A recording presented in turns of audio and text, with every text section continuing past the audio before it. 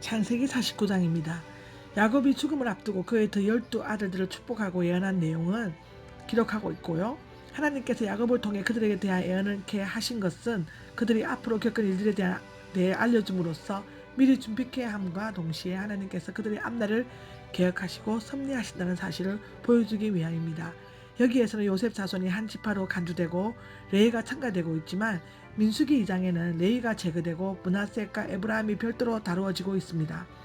신명기 33장에는 레위 대신 시므온이 제거되고 있고요. 첫 절을 제외하고는 시적 형태로 되어 있고 아들들의 순서는 어머니들과 출생의 순서가 참조되고 있습니다. 49장 1절에 너희에게 이르리라 족장답게 자손을 축복하면서 일생을 끝마치는 예로는 이삭, 모세, 여호수아, 사무엘 등이 있는데 야곱도 그런 면에서 예가 아니었습니다. 그가 마지막 숨을 몰아쉬며 하는 말은 말씀하심에 이루었으며 명하심에 견고히 섰던 시편 33장 9절에 나와 있습니다. 하나님의 말씀이었습니다. 그러므로 그 자손이 후일에 당한 일은 결코 우연일 수가 없습니다. 그들의 조상들의 성격이 12지파 속에 이어져 구원의 역사에서 담당한 역할을 결정하게 될 것입니다.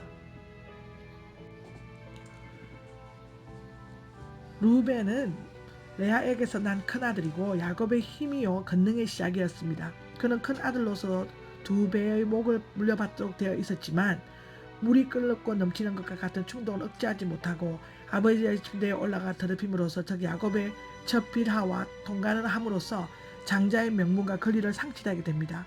루벤 지파는 처음에 중요한 지파였지만 사사지대에는 우유부단하였으며 요단강 동편의 성읍들을 빼앗기고 인구가 줄어든 약소 지파가 되었습니다. 신명기 33장 6절에 기록되어져 있습니다. 그리고 시몬과 레위는 5절과 7절에 나와 있죠. 둘은 레아에게서 태어난 둘째와 셋째 아들인데 혈통으로만 형제였을 뿐만 아니라 성격으로나 행동으로도 거의 비슷하였습니다. 그들은 정의의 사람들이라기보다는 사람과 동물의 생명을 가볍게 여기는 폭력과 분노와 혈기의 사람들이었습니다. 그들은 공모하여 세겜 사람들을 칼로 죽였으며 야곱의 예언은 하나님의 도덕적인 심판의 성격을 가지고 있었습니다. 야곱이 그들의 모의에 끼어들거나 그들의 모임에 참여하지 않았을 것이라고 한 것은 시므온과 레위의 행위가 모마나갈 뿐만 아니라 이스라엘의 기본 정신적 윤리적인 원칙이 아님을 나타내고 있습니다. 야곱은 그들이 저주를 받게 되고 야곱 가운데서 나누어져 흩어져 버릴 것이라고 예언하였습니다. 시므온 지파는 크게 분해되어 유다 지파의 기업 안에서 땅을 소유했고 모세의 축복에서는 생략되어 있습니다. 신명기 33장에 나와 있죠. 한편 레위 지파는 제사장 지파로서 대부분 다른 지파 안에 희미하게 존재하였습니다. 유다와 요셉, 특히 에브라임은 남쪽 유다와 북쪽 이스라엘의 지도자적인 지파가 될 것이기 때문에 길게 축복하고 있습니다. 앞서 루벤과 시므온, 레위 다음에 레아에게서 난 넷째 아들 유다에게서는 앞에 세 아들이 잃어버린 지도력과 넘치는 칭찬과 축복이 주어지고 있습니다. 유다는 찬송의 뜻인데요. 형제들이 찬양할 것이다. 8절에 나와 있습니다. 그는 요셉을 죽이지 못하게 했고 베냐민 대신 종이 되었습니다. 유다 지파에서 난 다윗의 왕이 되었을 때 온 이스라엘의 찬양이 되었으며 만왕의 왕이신 예수 그리스도께서도 오셨을 때는 온 인류의 찬양이 되셨습니다. 너의 손을 붙잡을 것이다. 는 것은 8절에 적을 완전히 정복하는 것을 의미하고 있습니다. 이것은 출애굽기 23장 27절에 기록되어져 있고요. 다윗은 실제로 두 개의 강 큰강 유프라데스 강에서부터 나일 강까지 이를 넓은 지역을 정복하였습니다.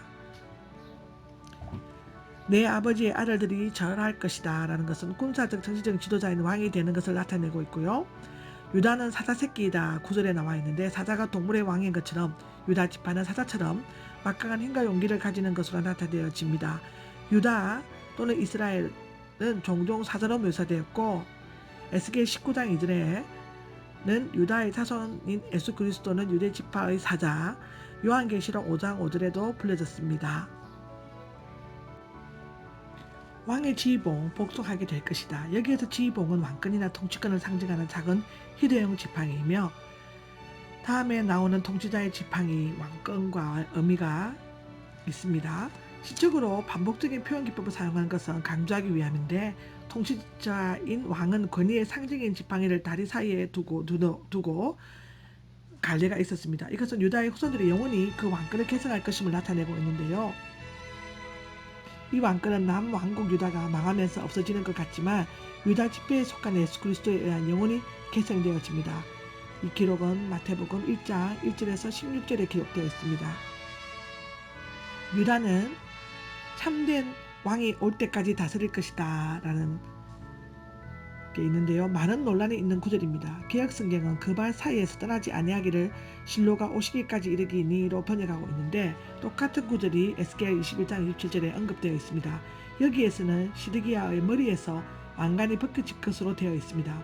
먼저 실로를 벗겨 안치한 실로로 보고 유다가 실로에 이르기까지로 해석하지만 역사적으로 그런 일이 일어나지 않았습니다. 실로를 한 사람의 인격자로 보고 평안을 가져다주는 메시아를 예언하는 것으로 해석하고 있습니다. 고대 역본들은 에스겔 21장 27절은 그것, 지팡이 즉 주권이 그것이 될 자가 올 때까지로 해석하고 있습니다. 그 밖에 실로가 쉼 또는 안정에 비롯되어지는 쉼, 안정을 주는 자로 또는 그 유다의 자손도 해석하기도 합니다. 그 밖에 종말론적으로 해석해서 세계적 왕국을 다스릴 테레 통치자의 출현으로 보기도 합니다. 여기서는 권능으로 그 자리, 즉 보좌에 앉으신 참된 왕이신 메시아를 가리킨다고 볼 수 있습니다. 고린도전서 15장 24절에서 28절, 요한계시록 5장 5절에서 9절에 볼 수 있습니다. 유다는 자기 어린 나귀를 더히다. 11절 12절은 유다 지파의 경우 포도나무가 너무 많아 나귀 매는 기둥으로 쓰일 것이고 포도주가 빨래하는 물만큼 많아지며 눈은 포도주로 인해 붉어지고 그들의 이는 많은 우유를 마셔 하얗게 될 것이다. 이것은 유다의 기업이 포도와 목축에 적합하다는 것을 나타내는 것이며 이러한 풍요로움은 미래의 천국에서 분명히 나타날 것입니다. 이사야 61장 6절에서 7절, 스가랴 3장 10절에 나와 있습니다.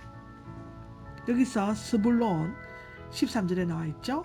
레아에게서 나 6대 아들이며 실제로 가나안을 점령한 후 그들은 사돈까지 미치지 못하지만 지중해와 갈릴리 바다 사이에 거주하면서 후에 시돈항을 중심으로 해상 무역으로 큰 부를 쌓는 것으로 기록되어져 있습니다. 요수아 19장 10절에서 16절에 나와 있습니다. 이사갈, 레아에게서 난 5째 아들인 이사갈은 나귀처럼 힘이 세고 우직스럽지만 특별히 뛰어난 점이 없고 남에게 지배받으며 살게 될 것을 예언하고 있습니다. 역사상 이 지파는 용기 있게 독립운동에 가담하기는 했지만 사사기 5장 15절에서 16절에 나와 있습니다. 피지배층으로 농업 분야의 육체노동에 시달리면서 살아가고 있습니다. 그들은 아름답고 넓은 에스드렐로 골짜기에 거주하면서 종종 침략군에게 예속되어 농도가 되었습니다. 단 16절에서 10절에 나와 있습니다. 라헬의 여종 빌라에게서 태어난 단입니다. 단은 이스라엘 국가의 행정적으로 심판하는 역할을 수행하고 있습니다. 단 지파의 후손인 삼손은 사사가 되어 재판하고 통치하였습니다. 그러나 단 지파는 길가의 뱀이나 오솔개의 독사처럼 상대방을 공격해서 공격에 빠뜨릴 수 있습니다. 사사 삼손은 교활한 뱀이 말에 뒤꿈치를 물어 말탄자를 쓰러뜨리듯이 원수 블레셋 사람을 쓰러뜨렸습니다. 사사기 15장 16장 나와 있습니다. 사사 시대에 단 지파는 처음으로 우상숭배를 시도했습니다. 그것도 18장에 나와 있습니다. 이스라엘 지파 중 구원의 인맞은 자의 수의 단 지파는 제어되었습니다. 요한계시록 7장에 나와 있습니다. 오 여호와여, 저는 당신의 구원을 기다립니다. 18절에 나와 있는데요. 야곱이 잠시 한숨을 돌리고 축복을 마칠 때까지 기력을 유지해 달라고 기도한 것인지 앞으로 두 지파가 타락하는 것으로부터 구원해 주십사고 기도한 것인지를 알 수 없습니다. 아마도 메시아께서 모든 환난과 고통으로부터 건져주실 것을 바라는 마음에서 기도하실 수 있습니다. 이것은 누가복음 2장 38절에 나와 있습니다. 가스, 레아의 여종 실바에게서 태어났습니다. 가스의 뜻은 공격과 추격입니다. 호전적이고 용감하였습니다. 그들은 요단강 동편 루벤 지파 북쪽에 살면서 공격과 추격을 되풀이하였습니다. 특히 다윗 시대에는 암몬과 모압 등으로부터 공격을 받았지만 물리쳐 승리하였습니다. 역대상 12장 8절에서 15절, 5장 18절에 나와 있습니다. 아셀은 레아의 여종 실바에게서 태어난 아셀은 갈멜산 북쪽에 있는 지중해 해안 지대의 기름지고 비옥한 땅에 거주하면서 맛있는 음식을 만들어 왕에게도 바치고 베니게에게도 수출도 했습니다. 납달리, 라헬의 여종 빌라에게서 태어난 납달리는 산지에 살면서 암사슴처럼 자유롭게 뛰어다니면서 적의 공격으로부터 재빠르게 도망쳐 자신을 보호할 수 있었습니다. 실제로 이들은 사사시대에 이 지파의 영리한 전사적인 기질을 가지고 가나안 왕 야빈이 침략했을 때 신속히 물리쳤습니다. 사사기 4장 10절에서 있습니다. 납달리 지파에는 웅변과 노래에 탁월한 재능이 있는 자들이 있었습니다. 사사기 4장 6절에서 9절, 5장 1절에도 나와 있습니다. 라헬에게서 태어난 요셉은 유다를 제외하고는 최고의 축복을 받고 있습니다. 유다가 영적인 지배력에 대한 축복을 받았다면 요셉은 육적인 부유함에 대한 축복을 받았으며 다른 형제들보다 더 많은 내용을 할애하고 있습니다. 역대상 5장 1절에서 2절에 나와 있습니다. 야곱은 요셉의 아들 에브라임, 즉 풍요란 뜻인데요. 이름으로 풍요한 약속을 이끌어내었고 요셉은 두 지파에게 승리와 번영의 약속을 아낌없이 주었습니다. 에브라임 지파의 요수아, 드보라, 사무엘 등과 므낫세 지파의 기드온, 입다 등은 전쟁에서 승리한 영웅이었습니다. 요셉은 열매를 담을 넣었다. 22절에 요셉은 마치 샘 곁에 심기운 나무처럼 언제나 무성한 가지를 내고 많은 열매를 맺었습니다. 이것은 자손 번성과 물질적인 부유를 의미합니다.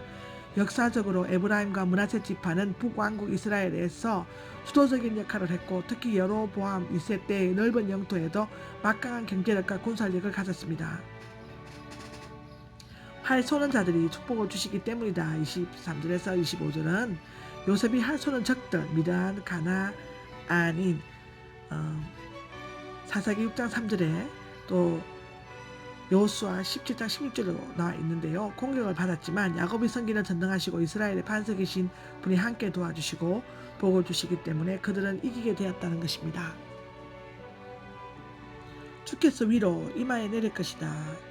25절, 26절 하에 보면 위로부터는 땅을 기름지게 하는 복, 비와 이슬, 햇빛 등이고 아래로부터는 깊은 샘에서 솟아나는 복, 샘과 하천 등의 젖가슴에서 흘러나오는 복과 태에서 나는 복, 많은 자손의 복일 것입니다.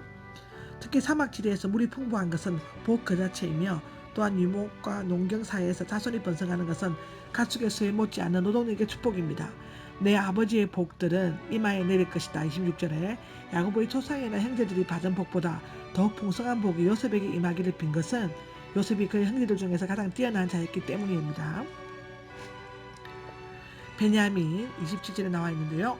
라헬에게서 태어난 막내 아들 베냐민 지파는 용감하게 먹이를 공격하여 잡은 후 식구들에게 나누어 주는 일위에 비유되고 있습니다. 사실상 그들의 거칠고 호전적인 기질은 사사, 에옥과 기브아와 사울왕의 전투에서 찾아볼 수 있습니다. 그들은 끊임없이 싸우고 승리를 거두기는 했지만 사사시대 말기에 이스라엘 전체를 상대하여 싸움을 벌이다가 지파가 거의 멸종을 당할 지경까지 이르기도 합니다. 사사기 20장에 나옵니다. 이들은 모두 빌어주면서 한 말들이다. 야곱이 12지파의 조상들이 12명의 아들들에게 마지막으로 그 분량대로 축복한 내용들입니다. 이 축복은 노아처럼 시대의 마지막에 일어날 일들을 예언 형식으로 서술하고 있습니다. 29절의 30절을 보면 야곱의 죽음이 나오는데요. 야곱은 12명의 아들들에 대한 예언과 축복을 마친 후 아들들에게 앞서 유언한 바 있는 자기 사후의 문제를 다시금 언급합니다. 이제 나는 내 백성과 합류하려고 한다. 이것은 족장들의 내세관을 보여주는 것으로 하나님께서 아브라함에게 죽음에 대해 약속하실 때에 동일한 표현을 쓰고 있습니다. 즉 족장들은 죽음을 마지막 종말로 보지 않고 먼저 간 조상들이 있는 또 다른 세계로 돌아갈 그들과 다시 만나게 된다는 것을 믿는 것이었습니다. 신약이 천국관도 같습니다. 내 조상들과 함께 묻어다오. 이집트는 당시 최고의 경제력과 군사 조직을 가진 최강국이었죠. 인간적으로 보면 천박한 가나안 땅보다는 부유한 이집트 땅의 총리의 아버지로 묻히는 것이 더욱더 영광스러울 수 있습니다. 그러나 그는 하나님께서 약속하신 가나안 땅에 묻히게 되기를 소원하였습니다.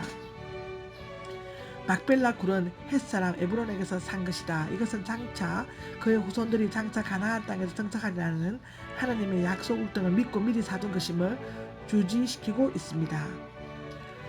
지금까지 야곱은 마지막 힘을 다 내어 지팡이에 의지한 채 자식들에게 축복과 당부의 말을 하였습니다. 히브리서 11장 21절에도 나옵니다. 그러고는 발을 침대 위에 올려 모은 뒤 조용하고 평화롭게 숨을 거두었다. 그때가 147세였습니다. 야곱의 인생은 그가 바로에게 고백했듯이 나그네 길, 험난한 세월이었습니다. 그는 간사했고 욕심도 많았지만 하나님의 복에 대한 강한 욕구와 하나님을 신뢰하는 깊은 경건심을 가지고 있었습니다. 마침내 그는 참된 신앙의 사람으로 세상을 떠났는데 자신의 생애를 통해 때로 하나님과 때로 사랑과 더불어 싸움으로써 참된 복이 어디로부터 임하는가를 깨달아 알았습니다. 그 복을 그의 아들에게 물려줄 수 있게 되었습니다. 아멘.